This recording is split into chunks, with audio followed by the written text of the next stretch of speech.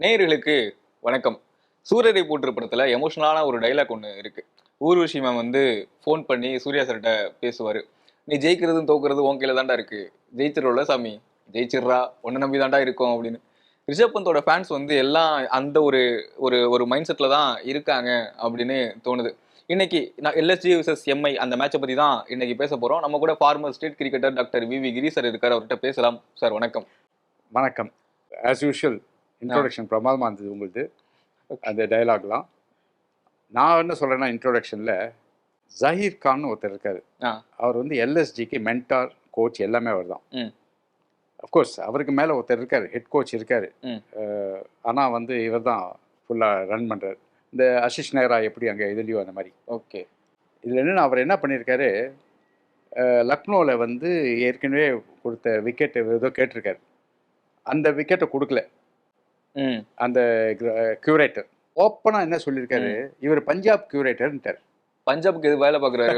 பஞ்சாபுக்கு வேலை பார்க்குறாரு அப்படின்னா என்ன, பஞ்சாப் கிட்ட ஆதாயம் எதிர்பார்த்துட்டு இந்த மாதிரி பிச்சை வந்து அவங்களுக்கு ஃபேர்ஃபுல்லாக பண்ணிட்டான்னு அக்யூஸ் பண்ணுறது அர்த்தம். இது வந்து ரொம்ப மோசம். இதை வந்து ICC even BCCI IPL general council எல்லாமே ஆக்ஷன் எடுக்கணும் அவர் மேலே. ஏன்னா இந்த மாதிரிலாம் ஓப்பனா சொல்லக்கூடாது. ஆமா, எங்களோட ஹோம் கிரவுண்ட் மாதிரி தெரியல, பஞ்சாபோட ஹோம் கிரவுண்ட் எல்லாம் வேணாம். பஞ்சாப் கியூரேட்டர்னு எப்படி சொல்லலாம்? தட் மீன்ஸ் பஞ்சாப் கிட்ட பணத்தை வாங்கிட்டான். அப்படிதான், வெரி சிம்பிள். அந்த மீனிங்ல அப்படிதான் வருது. நான் தான் அப்படிதான் எடுத்துப்பேன் நான். ஓகே. இல்ல பஞ்சாப் கியூரேட்டர் மாதிரி வேலை பார்த்திருக்காரு அப்படின்ற மாதிரி எப்படி அது எப்படி சொல்ல முடியும்? அந்த மாதிரி சொல்ல முடியாது. ஆனா எல்லா ஸ்டேட்லயுமே எல்லா ஸ்டேடியம் நிறைய ஸ்டேடியம்ல இந்த பிரச்சனை இருக்குல்ல. கொல்கத்தால இருக்கு அது பிரச்சனை இருக்குல்ல. ஆனா அது வந்து உண்மை கிடையாது. ஓகே. என்னன்னா, கல்கட்டாவில் பிரச்சனை இருக்கு. ஏன்னா அந்த கியூரேட்டர் வந்து இந்தியன் கேப்டனை ஏற்கனவே ஒரு தடவை 2 தடவை பண்ணியிருக்காரு அந்த மாதிரி. அண்ட் ரெஹானையே பண்ணியிருக்காரு, இன்சல்ட் வேறு பண்ணியிருக்காரு. உனக்கு என்னடா தெரியுன்ற மாதிரி பேசியிருக்காரு அவர். அதனால வந்து அவர் மேலே ஆக்ஷன். ஓகே, இதெல்லாம் வந்து nobody can prepare a wicket. இந்த மாதிரி எக்ஸாக்டாக பண்ண முடியாது. ஸ்டீஃபன் ஃப்ளெமிங் என்ன சொல்லியிருக்காரு, விக்கெட்டை வந்து என்னால் ரீட் பண்ணவே முடியல அப்படின்றது. ஆமாம், சிஎஸ்கே சொன்னாங்க. அது என்ன, அது ரீட் பண்ண முடியலன்னா நீ கிரவுண்ட்ஸ்மேன் திட்ட முடியுமா? இந்த சேப்பாக நான் எவ்வளோ வருஷம் விளையாடிருக்கேன், 40 வருஷம் விளையாடிருக்கேன். நான் என்ன சொன்னால், ரீட் பண்ண முடியலன்னு நீ எப்படி சொல்லுவேன்? That means you don't know how to read. Very simple. Read பண்ண முடியலனாக்கா அதனால் உன்னை ஏமாத்திட்டானா? ஒன், சிஎஸ்கே பர்ஃபார்மன்ஸ் லோவாக இருக்குது. இதில் எந்த விக்கெட் கொடுத்தாலும் அவங்க பெர்ஃபார்ம் பண்ண போகுதில்லை. அது ஒன்று. மூணாவது, T20 வந்து wicket is not real matter. டெஸ்ட்டில் நீங்கள் சொல்லுங்கள், எஸ் ஐ அக்ரி. 5 நாள் அந்த விக்கெட் ஸ்டேபிளாக இருக்கணும். அண்ட் அந்த 5 நாளுக்கு வந்து சேஞ்ச் ஆகும் wicket. First day, second day, third day, 4th and 5th day spinners இருக்கும். அதெல்லாம் வந்து எப்போவுமே நம்ம எதிர்பார்க்கறது, அது மாதிரி நடக்கிறது. அதுதான் T20 90 மினிட்ஸ் கேம். அதில் போய் நீங்கள் விக்கெட் பிஹேவியர்லாம் நீங்கள் வந்து இப்போ எதிர்பார்க்க வேணாம்.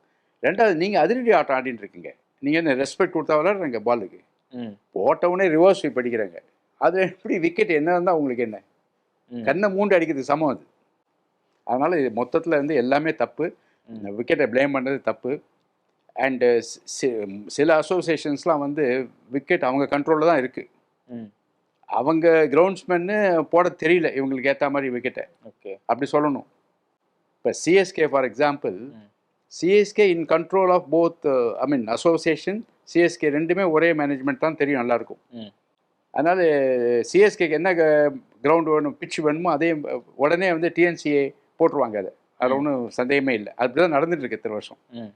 அதனால் அவங்க இதோ எதிர்பார்த்துருக்காங்க, அந்த மாதிரி ஆகலை, அவ்வளோதான். ஆர் அவன் ஒழுங்காக போட்டிருக்கான், இவங்களால விளையாட முடியல. கிரவுண்ட்ஸ்மேன் வந்து ப்ளேம் பண்ணுறதுல அர்த்தம் கிடையாது. பந்த் வந்து ஆக்ஷனில் அதிகபட்சமாக எடுக்கப்பட்ட ஒரு வீரர் அப்படின்னு ஒன்று, பேட்டிங் ஏற்கனவே சரியில்லை அப்படின்னு ஒன்று, கீப்பிங்லையும் நம்ம கான்சென்ட்ரேட் பண்ணணும், கேப்டன்சி வேற இருக்கு, 4 ஃபெயிலியர். இவ்வளோ ப்ரெஷர் இருக்கிறதுனால ஓவராலா அவர் வந்து சொதப்புறாரா அப்படின்ற மாதிரி எனக்கு தோணுது. ஏன்னா ஸ்ரேயஸ்க்கு அவ்வளோ ப்ரெஷர் இருக்கு, ஆனால் அவர் பேட்டிங்ல ரொம்ப நல்லா பண்ணிட்டு இருக்கிற மாதிரி இருக்கு. நான் ஒன்று சொல்றேன், பந்துக்கு என்ன இனிஷியல்? ஓகே, ஆஸ்திரேலியா என்ன இனிஷியல் கொடுத்தாங்க? S S S, stupid stupid stupid. அதானே அவருக்கு இனிஷியலு. அந்த மாதிரி தானே விளையாடுறாரு ஆஸ்திரேலியாவில். எப்படி திட்டினார் சுனில் கவாஸ்கர் அவரை? அண்ட் எல்லாரும் திட்டினாங்க. சுனில் கவாஸ்கர் ஒன்றும் இல்லை, எல்லாரும் திட்டினாங்க. ஆஸ்திரேலியன் காமெண்டேட்டர்ஸ் திட்டினாங்க, இந்தியன் காமெண்டேட்டர்ஸ் திட்டினாங்க, மேனேஜ்மெண்ட் திட்டினாங்க, எல்லாரும் திட்டினாங்க. அதனால் வந்து அவர் ஒன்றும் பெரிய, ஈவன் கம்பீரே நல்லா திட்டிருப்பார். வெளியே விளையாடுற விஷயம் நிறையா திட்டிருப்பார். ஏன்னா அவரும் ஒரு ஆங்க்ரி மேன் தான் அவர். அதனால் பந்த் வந்து கேப்டன்சி நீங்கள் தூக்கி கொடுத்தாக்க நீங்கள் தான் அவதி பண்ணணும். ஏன்னா அவர் என்ன பெரிய கேப்டனா தெரியுமா? அதாவது அவரோட பண்ண ரெண்டாவது இன்னொரு முக்கியமான விஷயம், ஒரு ஆளுக்கு வந்து விக்கெட் கீப்பிங்கு, பேட்டிங்கு, கேப்டன்சி, சின்ன பையன், ம் நாட் சீனியர் 36-37 இயர்ஸ் கிடையாது, ஹார்ட்லி 25 சம்திங். இவன் இப்போ இவ்வளோ பேர்டன் கொடுத்தாக்க எங்கேருந்து பெர்ஃபார்ம் பண்ணுவான் சொல்லுங்கள்? இது வந்து ஃப்ரான்ச்சைஸ்க்கே மூளை இருக்கணும். ஏன் சீனியர் பிளேயரை போடுறோன்னாக்க மென்டலி பேலன்ஸ்டாக இருப்பான், ஒரு கையை விட்டு போகிற சமயத்தில் வந்து அஜிடேட் ஆகாமல் கண்ட்ரோலில் இருப்பான். அது மாதிரி தான் இருக்குது. அதுக்கு தானே இப்போ கம்மின்ஸை கொண்டு போடுறாங்க, சீனியர் அண்டு எக்ஸ்பீரியன்ஸ் கேப்டன். அதனால தானே கம்மின்ஸை போடுறாங்க, அதனால தானே கேன் வில்லியம்சன் போடுறாங்க. அது மாதிரி பெரிய அப்படி தான் போடணும். இப்போ புது ஆளை போட்டுட்டு நீங்கள் மிராக்கிள் பெர்ஃபார்ம் பண்ண எதிர்பார்க்க முடியாது. ஓகே. ஏன் அப்படின்னா அவங்க இதுலேயே கேப்டன்சிக்கு பஞ்சமான ஒரு டீம் அப்படிலாம் இல்லை. பூரன் இருக்காரு, அப்புறம் வந்து பூரான் அனௌன்ஸ் பண்ணிட்டாங்க ஆல்ரெடி. அவர் வெஸ்ட் இண்டீஸ் கேப்டன். அவர் பூரான் அனௌன்ஸ் பண்ணிவிட்டு, நான் கிரேட் கேப்டன் சொல்லலை, இவரோட அவர் எக்ஸ்பீரியன்ஸ் அதிகம். ரெண்டாவது வந்து பூரான் வந்து அனௌன்ஸ் பண்ணிவிட்டு அவரை போய் கேப்டன்சி பிடுங்குது நாட் குட். ஏன்னா பூரன் வந்து அந்த ILT20 அப்படின்ற ஒரு சீரீஸில் அவர் வந்து கேப்டனாக ஒரு டீமுக்கு இருந்திருக்காரு. ஆயுஷ் பதனி கூட உள்ளூர் போட்டிகளில் நிறைய கேப்டனாக இருந்திருக்காரு. பந்த் வந்து பிக்கு ஓகே அப்படின்னு இருந்தாலுமே அவரோட பாஸ்ட் ரெக்கார்டு வந்து ரொம்ப ரொம்ப லோவால இருக்கு அப்படின்ற மாதிரி ஒன்று இருக்கா. என்னை பொறுத்தவரை அவர் அவர் வந்து டெல்லியில் எப்படி பண்ணார் அவர்? இல்லை, நல்லா இல்லை. ஒரே ஒரு டைம் தான் பிளே ஆஃப்க்கு கொண்டு போனார், அதுக்கப்புறம் இல்லை, அவ்வளோதான். நீங்கள் வந்து எக்ஸ்ட்ரா துட்டு கொடுத்துட்டோன்னு சொல்லிட்டு அவர் கேப்டன்சி கொடுத்தாக்க என்ன அர்த்தம்? அவரோட பர்ஃபார்மன்ஸு அவரோட இது பார்த்து கொடுத்தாக்க அர்த்தம் இருக்குது. அவன் நிறைய காசு வாங்கலாம், அவன்கிட்ட கேப்டன்சி கொடுத்துட்டேன் அந்த மாதிரி இருக்குது. ரெண்டாவது வந்து எனக்கு வந்து இவங்க எந்த பேசிஸில் வந்து ஃப்ரான்ச்சைஸ் வந்து கேப்டன்சி செலக்ட் பண்ணுறாங்கன்னு எனக்கு புரியவே இல்லை. கேப்டன்சினா அவ்வளோ ஈஸியாக இது. இங்கிலாண்டில் they select the captain first and the team, அப்புறம் கேப்டனை கூட்டி வச்சு டீமை செலக்ட் பண்ணுவாங்க. உங்கள் டீமை செலக்ட் பண்ணிட்டு யார் டீமில் அதில் ஒருத்தர் யார் நிறையா காசு வாங்குறோன்னு அவனுக்கு அதெல்லாம் தப்பு தான்.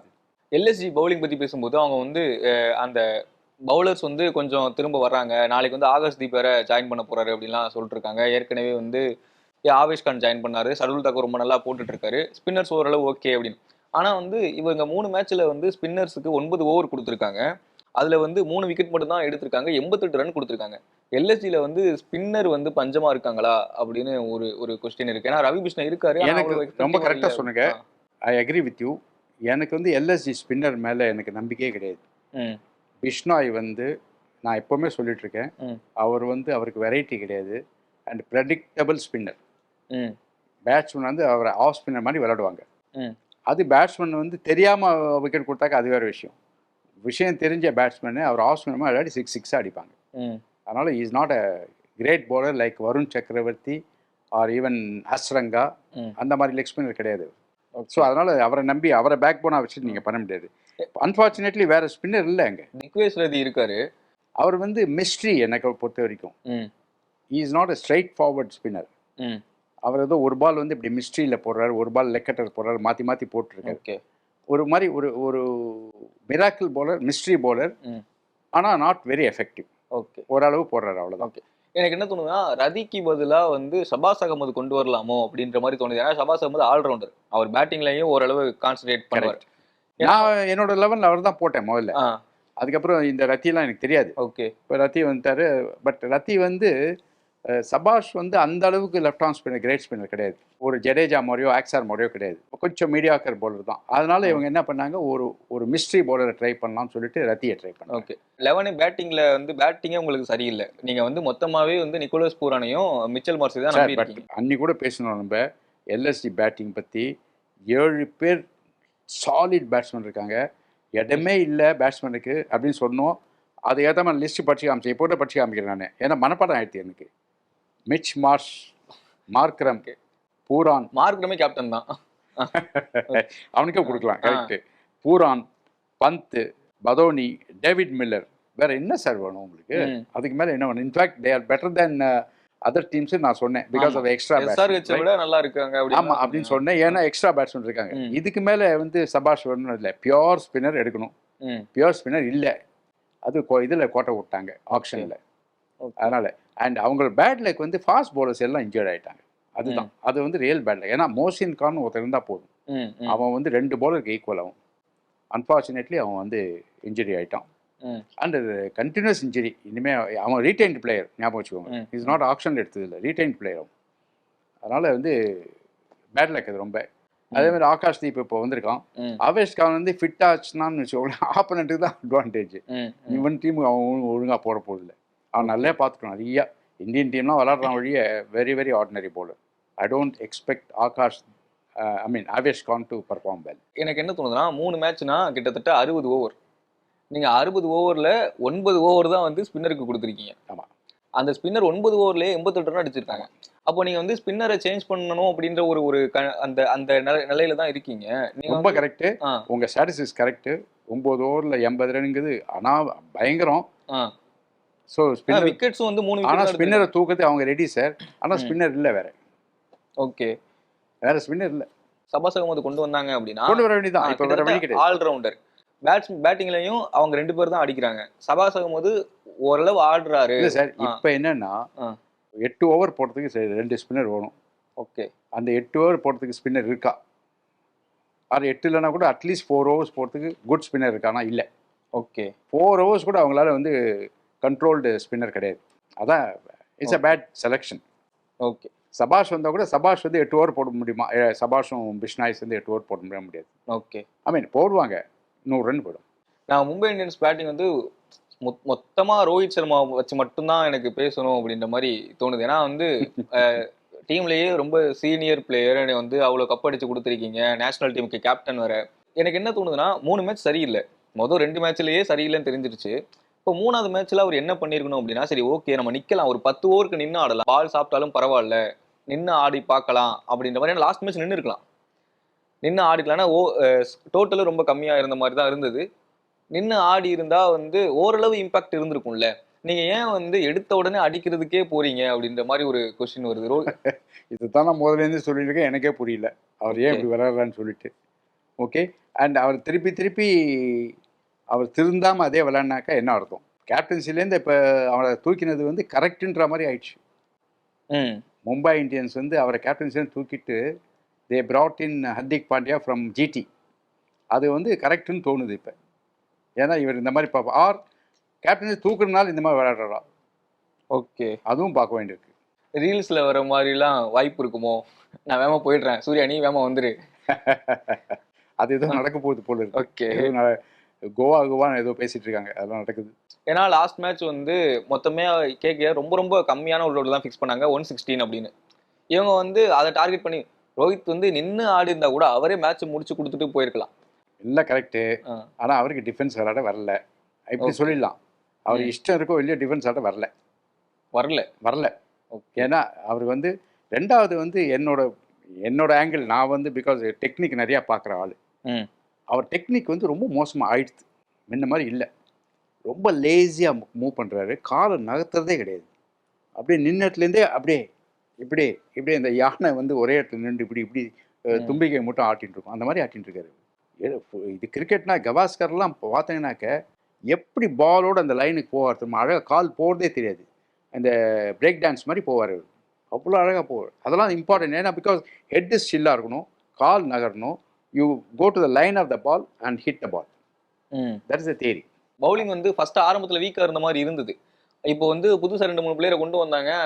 ஆல்ரெடி போல்ட், சாண்ட்னர், ஆமாம், சாஹர் 3 பேர் இருந்தாங்க. அப்போவே வந்து ஸ்ட்ராங்குன்னு சொல்லியிருந்தோம் நம்ம. ஓகேயா?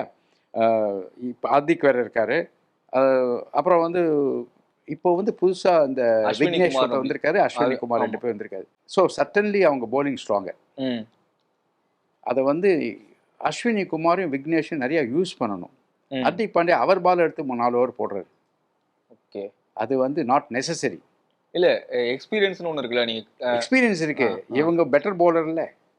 இல்லை அது ஓகே சார். இல்லை நீங்கள் வந்து அதுதான் எக்ஸ்பீரியன்ஸ்னால தான் ரோஹித் சர்மா வச்சுருக்காங்க. அவர் தான் அதனால தான் 0 அடிச்சுட்டே இருக்காரு. இப்போ ரோஹித் சர்மாவுக்கு வந்து இவ்வளவு ஃபேன் பேஸு எக்ஸ்பீரியன்ஸ் இல்லை அப்படின்னு தெரிஞ்சிருந்தா அவர் எப்பயே தூக்கி கடாசி இருப்பாங்க. மறுபடியும் சொல்லுங்க, ஃபேன் பேஸ் எக்ஸ்பீரியன்ஸ் அப்படின்றது. ஃபேன் பேஸ் தான் இம்பார்ட்டன்ட். ஏன்னா அவர் விளையாடினா தான் க்ரௌட் வரும். ஓகே, எப்படி தோனி விளையாடினா சிஎஸ்கேல க்ரௌட் வருது, அது மாதிரி. அவ்வளோதான். அதையும் பார்க்குறாங்க ஃப்ரான்ச்சைஸ். எம்ஐயோட பவுலர்ஸை பத்தி பேசியிருந்தோம். அவங்க வந்து அந்த ஸ்கவுட் வந்து ஒவ்வொரு ஊரா போய் ஒவ்வொரு லீகா போய் பிக் பண்ற ஒரு டெக்னிக் இருக்குல்ல சார், அதை பத்தி இருக்கும் தனியா இருக்கும் தனியா ஒரு எபிசோடே பேசணும் அப்படின்ற மாதிரி எனக்கு தோணுது. ரிலையன்ஸ் அகாடமி மாதிரி ஒன்று வச்சுருக்காங்க அவங்க. ம். அதாவது டேலண்ட் ஃபைண்டிங் ஸ்குவாடுன்னே வச்சுருக்காங்க. அவங்க வந்து இந்தியா ஃபுல்லாக சுற்றுறாங்க. ஆமா ஆமா. ஆச்சா, அந்த மெயினாக குஜராத் அந்த ஏரியாவில் சுற்றுறாங்க. ஏன்னா குஜராத்லாம் கிரிக்கெட் பெரிய லெவலில் இருக்குது. ஃபார் எக்ஸாம்பிள் நீங்கள் ரஞ்சி ட்ராஃபிலாம் எடுத்துருந்தீங்கன்னாக்க குஜராத்லேருந்து 3 டீம் இருக்குது. ஓகே ஓகேயா? வேற இங்கே வந்து மகாராஷ்டிராவில் கூட 2 டீம் இருக்குது. மகாராஷ்டிராவில் 3 டீம் இருக்குது. விதர்பா, மகாராஷ்டிரா, பாம்பே 3 டீம் இருக்குது அந்த ஸ்டேட்டில். வேற தமிழ்நாட்டில் ஒரே டீம், கர்நாடகாவில் ஒரே டீம், அந்த மாதிரி இருக்குது. ஸோ அவ்வளோ நிறையா கிரிக்கெட்டர்ஸ் இருக்கிறதுனால பட் ஸ்டில் இவங்க வின் பண்ணிட்டு இருக்காங்க. மகாராஷ்டிராவும் மகாராஷ்டிராவும் நான் சொல்கிறது அந்த விதர்பா எல்லாம் அவங்க வின் பண்ணிட்டு ரஞ்சி ட்ராஃபி வின் பண்ணுறாங்க. அதே மாதிரி அகமதாபாத் அவங்களும் வின் பண்ணுறாங்க, மரோடா வின் பண்ணுறாங்க. So their performance is better. அதனால அங்கே தான் வந்து உங்களுக்கு ஹர்திக் பாண்டியா பரோடா டீம்ல எடுத்தாங்க. அப்புறம் அகமதாபாத்லேருந்து பும்ரா, ஜடேஜா எவ்வளோ பேர் வந்திருக்காங்க பாருங்க உள்ள. அதனால டெஃபினட்டாக வந்து talent is there. Okay. And அந்த மாதிரி அவங்க எடுக்கிறது கரெக்ட் தான். ஏன்னா ஒரு ஆர்டிகல் எழுதியிருந்தாங்க, விக்னேஷ் புத்தூர் வந்து அந்த ஸ்டேட்ல இருக்கிற அந்த ஒரு கிரிக்கெட் பிளேயர்ஸோட இவங்கெல்லாம் நல்லா விளையாடுவாங்க, இவங்களை நோட் பண்ணி வைக்கலாம் அப்படின்னு சொல்லிட்டு ஒரு லிஸ்ட் போட்டிருப்பாங்கல்ல. ஆமா, விக்னேஷ் புத்தூர் அந்த லிஸ்ட்ல கூட இல்ல. சில பேர் அது விக்னேஷ் புத்தூர் வந்து பிக் பண்ணிட்டு வந்திருக்காங்க. இல்ல அது எப்படின்னா நெட் பவுலர்ல வந்து பண்ணிப்பாங்க. அந்த மாதிரி நிறைய ஆகும். அது சில பேர் வந்து சும்மா வந்து போலிங் போடுறா இவனுக்கு நெட்ல போலருக்குலாம் கை வலிக்குது நீங்க வந்து போடுங்கன்னா சின்ன சின்ன பசங்க வந்து போடுவாங்க. அதுல சில பேரை பார்த்துருவாங்க. அந்த மாதிரிலாம் நிறைய பேரை நோட் பண்ணிருக்காங்க. நெட் பவுலர்ஸ் வந்து become good bowlers. And Mohit சர்மாவே நெட் பவுலர் தான் வந்தான். ஓகே, பெய்டு நெட் பவுலர் ஆகும். ஆமா ஆமா. சிஎஸ்கேல பெரிய லெவல்ல விளையாடிட்டு ரிட்டையர் அந்த மாதிரி ஆயிட்டு அங்க நெட் பவுலரா போயிட்டு அந்த மாதிரி பண்ணான். பட் இதே மும்பை டீம் வந்து நிறைய டேலண்ட்ஸ் வேணும்னா இந்த முக்கியமான ஒரு இன்சிடென்ட் எதுனாக்க நம்ம திலக் வர்மா. ஆமாம், அவன் ஆந்திரா பிளேயர். அங்கே போய் அவனை பிடிச்சிட்டு வந்து போட்டு வந்து பிரமாதமாக ஆடுறான். Is not a Mumbai based player. ஆனால் சென்னை வந்து அந்த திலக் வர்மாவை பிக் பண்ணுற அந்த ஆக்ஷனில் இருந்தாங்க. கோட்டை விட்டாங்களா கடைசியில் போய் அதனால தான் நான் தான் சொன்னேன். ஸ்டீஃபன் ஃப்ளமிங் வந்து தோனி வந்து 10 ஓவர் விளையாட மாட்டார், 4 ஓவர் தான் விளையாடுவான்னு சொல்கிறதுக்கு பதிலாக நீ இருக்கிற டீமை நல்லா பிக் பண்ணாமல் இருக்கிறதுல மட்டமான பிளேயர்ஸ்லாம் பார்த்து பிக் பண்ணிருக்காரு. அவர் தானே அட்டையை தூக்கினாரு ஆக்ஷனில். அவர் தானே திரிபாதிக்கு அட்டையை தூக்கினாரு. அவர் தானே ஹூடாக்கு அட்டையை தூக்கினாரு. ஓகே, நீ அதில் கோட்டை விட்டுட்டு அப்புறம் நீ தோனிக்கு கால் சரியில்லை, ஜடேஜா சீனியர் ரிட்டையர் ஆகணும், இவன் ரிட்டையர் ஆகணும் அப்படின்னா பேசுகிற அர்த்தமே கிடையாது. ஓகே, எம்ஐயோட டாப் ஆர்டர் மிடில் ஆர்டர் அவங்கள வந்து எம்ஐயில் வந்து திலக் வர்மாவும் சூரியகுமார் யாதவும் தான் ஓரளவு ஃபார்மில் இருக்காங்க அப்படின்ற மாதிரி தோணுது. லாஸ்ட் மேட்ச் ரிக்கல்டன் வந்து ஃபார்மில் இருந்தார் சார். ரிக்கல்டன் வந்து பிரமாதமாக ஆட்டம். அதான் ரிக்கல்டன். வில் ஜாக்சன் விளையாடுவார், ஏன்னா அவரும் good batsman, white ball cricketer. Okay, அவரும் விளையாடுவார். ஸோ இது செட் ஆகணும். ஹார்திக் பாண்டியா உள்ளே வந்திருக்காரு, ஃபர்ஸ்ட் மேட்ச் விளையாட அப்புறம் உள்ளே வந்திருக்காரு. ஸோ அவரும் விளையாட சான்ஸ் இருக்குது. ஸோ ஒரு மாதிரி அவங்க மேனேஜ் பண்ணிவிடுவாங்க. ஓகே, மேபி இன்னும் ஒரு பேட்ஸ்மேன் அவங்களுக்கு இல்லை போல இருக்குது ஃப்ரண்ட்டில். என்ன கேட்டால் சாண்ட்னரை ப்ரொமோட் பண்ணலாம். Santner such a good batsman. Okay, அவரை ப்ரொமோட் பண்ணால் நல்லாயிருக்கும். ஓகே சார், நாளைக்கு என்ன நடக்கலாம்? நாளைக்கு இது LSG on paper better side sir. Mumbai compare பண்ணும்போதா? மும்பை கம்பேர் பண்ணும்போது பேட்டிங் ஸ்ட்ராங்காக இருக்குது. ஃபார்ம்ல இல்லை, ஆனால் கம்பேர் பண்ணும்போது ஆன் பேப்பர் பேலன்ஸ்டாக இருக்கிற மாதிரி இருக்குது அப்படின்னு. ஆனால் எல்எஸ்ஜி வந்து 7 பேட்ஸ்மேன் சாலிடாக இருக்குது. மறுபடியும் மார்ஷுக்கும் பூரானுக்கும் மாட்டிக்கிச்சுன்னா மும்பையை தொலைச்சிடுவாங்க. மும்பையில் வந்து சாண்ட்னர் அண்ட் போல்ட் 2 பேர் தான் அந்த ப்ரெஷர் தாங்குற போலர்ஸ். ப்ரெஷர் நான் சொல்லி பார்த்துக்கோங்க. புரியுது. இவங்க அடிக்கிற அடியில் இந்த விக்னேஷும் அஸ்வினி குமாரும் பயந்து ஓடிடுவாங்க. ஓகே, சான்ஸ் இருக்குது அந்த மாதிரி. ஏன்னா புது பசங்க டார்கெட் பண்ணுவாங்க. இல்லை, புரியுது. ரொம்ப அழகாக டார்கெட் பண்ணுவாங்க. அது வந்து பேசி வச்சுட்டு டார்கெட் பண்ணுவாங்க. இந்த ஓவரில் வந்து சுற்றி அடி, அந்த போலரை கை தூக்க விடாத அப்படின்லாம் சொல்லுவாங்க. நாங்களும் பண்ணியிருக்கோம் நாங்கள் நிறைய அது மாதிரி. ஸோ அது வந்து கண்டிப்பாக அந்த பேசிஸில் வந்து வெரி வெரி ஸ்ட்ராங் பேட்டிங் வச்சுருக்காங்க அவங்க. இவங்களுக்கு வீக் போலிங் எல்எஸ்ஜிக்கு. பிஷ்னாய் 19 50 ரன் 4 ஓவரில் ஈஸியாக கொடுக்குறாரு. அவர் ஆவரேஜாக கொடுக்குறாரு. ஓகே, அங்கே தான் ப்ராப்ளமே அவருக்கு. என்னை கேட்டாக்கா அவங்களோட டம்ப் கார்டு ஷர்துல் தாக்கூர். அதுவும் பிளஸிங் இன் டிஸ்கைஸ். எடுக்காமல் ஒரு அன்சோல்டு பிளேயரை மோசின் கானுக்கு ரீப்ளேஸ்மெண்ட்டாக எடுத்துட்டு அவர் எக்கச்சக்கமாக பெர்ஃபார்ம் பண்ணுறாரு. அவரும் ஒரு பேட்ஸ்மேன், அதை விட்டேனே. ஆமாம். நீங்கள் எதுக்கு ஷபாஸ்லாம் தேவையில்லை. சபாஸ்லாம் 100% bowling போடுவாரா? 4 ஓவர் 20 ரன் 30 ரன் கொடுப்பாரா? அவர் எடுக்கலாம். ஓகே. அவ்வளோதான். பட் வேற bowlers இருக்காங்களா பார்க்கணும். எனக்கு அன்னோன் பீப்புள் நிறைய 25 பேர் இல்லை ஸ்குவாடில். ம் ம் அதில் வந்து யார் ஏதாவது bowlers இருப்பாங்க. எனக்கு வந்து தெரியல. ஏன்னா ரொம்ப அவங்க யாராக இருந்தால் நல்லாயிருக்கும். ஓகே. எப்படி அஸ்வினி குமார் அண்ட் விக்னேஷ் எடுத்தாங்களோ ம் அந்த மாதிரி ஏதாவது இருப்பாங்க. லக்னோ ஸ்டேடியம் வந்து ஸ்லோவர் பால்ஸ்க்கு வந்து ரொம்ப கை கொடுக்குற பிளாக் ஸ்டேடியம். சாயில் ஆ பிளாக் சாயில் ஆ ஏன்னா வந்து ஆனால் லாஸ்ட் 2-3 மேட்சஸ்ல வந்து ஸ்லோவர் பால்ஸ்க்கு வந்து அப்படியெல்லாம் கை கொடுத்த மாதிரி இல்லை. ஃபாஸ்ட் பவுலிங் தான் எடுபட்ட மாதிரி இருந்தது. ஒருவேளை நாளைக்கு ஸ்லோவர் பால்க்கு கை கொடுத்தது அப்படின்னா லக்னோ வந்து டாமினேட் பண்ற மாதிரி இருக்குமா? இல்லை அது என்னன்னா 20 ஓவர்ஸில் நீங்கள் ஒன்றும் பண்ண முடியாது சார். ஆனா 8 ஓவர் தான் போடுவாங்க. 8 ஓவர் தான் போடுவாங்க. ஆ. சுற்றுவாங்க பேட்ஸ்மேனு. ம் அது ஸ்லோவா சாயில் பிளாக்கா ஒன்றும் தெரியாது. ஓகே. அதை பற்றி ரொம்ப ரொம்ப மண்டையை உடச்சிக்கோனா இவங்க ஏதாவது ரிப்போர்ட்டர்ஸ் எழுதிட்டு இருப்பாங்க உட்காந்து பேப்பரில். ஓகே. அது வந்து ரியலி இப்போ பாருங்க எஸ்ஆர்எஸ் இவ்வளோ பேட்டிங் வச்சுட்டு அது என்ன விக்கெட் சொல்லுங்க பார்க்கலாம். ம் என்ன விக்கெட்டில் அவங்க மாட்டினாங்க? ஏதாவது குறை சொல்ல முடியுமா? கிடையவே கிடையாது. Purely batsman mistake. அவ்வளோதான். ஓகே சார், மீண்டும் சந்திக்கலாம். நன்றி.